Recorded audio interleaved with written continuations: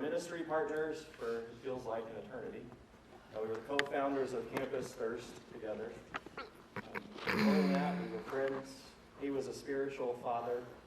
And, we had, quite literally, we were as thick as thieves. I'll just leave it at that. But Matthew, I resonate with that story that you were telling me about, that mischievous grin that he had. And it made me think of a moment when we were going to visit something in Arizona.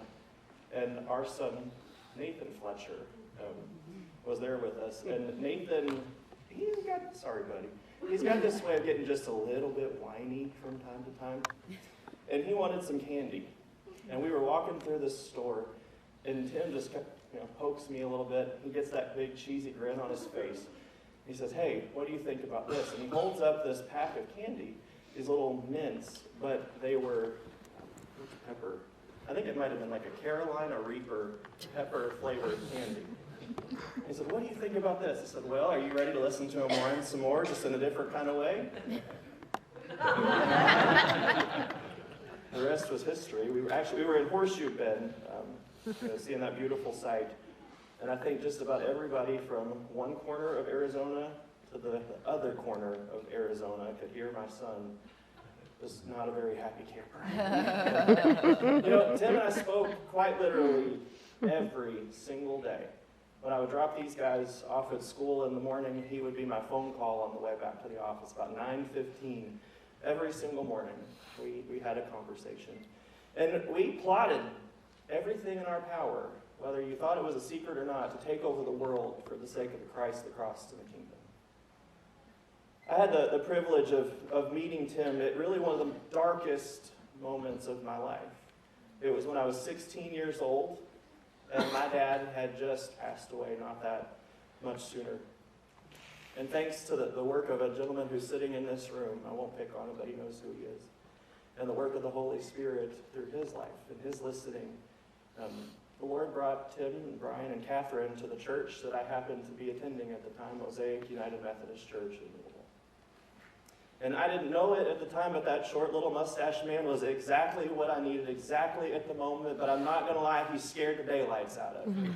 Because I was this young, stupid kid who had just lost his dad, and I was doing everything in my power to fill the void of the loss of my father with everything that the world could throw at me just about. My mom was distraught. She didn't know what to do. She had just lost her husband. She was trying to figure that out. And she had never quite had a teenage boy before. But Tim understood what it was like to be a boy. Tim understood what it was like to lose a father. And so he took me in and we began these little, he called them counseling sessions at the time, but that's not what that was. That is not what that was at all. It was sit down, and he prayed. I remember the very first time that he prayed for me. I was sitting in his office, and the offices for the church were at another location because it was a 5-church merger. So the offices were at a little tiny church called Hazelwood United Methodist Church in their administration building. And I was sitting across from him. He had an ugly office, by the way. He was not skilled at decorating, and I don't think he cared to be tied down to an office too terribly much. I was sitting across from him, and he prayed. And I remember thinking, what in the world was that? What just happened to me? How many of you in this room have had those moments? Raise your hand. Okay, and I know there are some of you that took it a step further than I did, and I warned this person I was going to kind of tattletale on him today. I know there are some of you in this room that have literally crawled underneath of a pew to get away from Tim when you knew he was getting ready to come and pray for you. Because something special was getting ready to happen, but it was quite scary sometimes. But you know that scariness, that weightiness of that very first prayer birthed inside of me something that was special. I wanted more of what that little man had.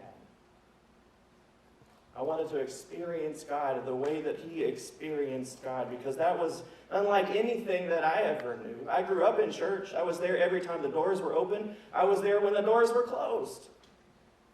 But I never knew that. I never knew that kind of relationship with Jesus. And I wanted it.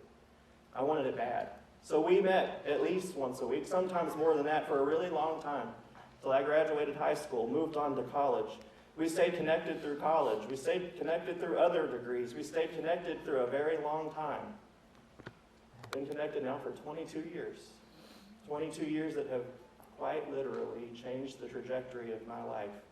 And I know that whatever number of years you had with Tim, they changed your life as well.